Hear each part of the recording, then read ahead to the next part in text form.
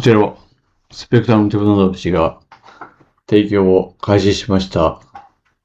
スペアナを使ったヒートマップの作成でございます。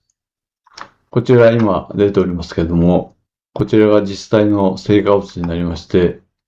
スペアナのデータからこのようにヒートマップが作成することができます。こちらが生データで、位置情報は GPS で取った中身になります。元ネタの方は、こちらの方にありますようなスペアのデータになりまして、これから先ほどのようなヒートマップを作ることが可能になっております。これは周波数帯は 1.2 ギガ帯ですけれども、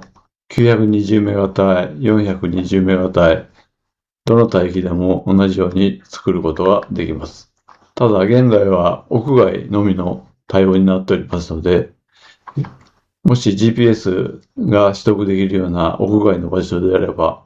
このような Wi-Fi で行っているようなヒートマップも作ることが可能になりますので、ぜひこの機会にご利用いただければ幸いでございます。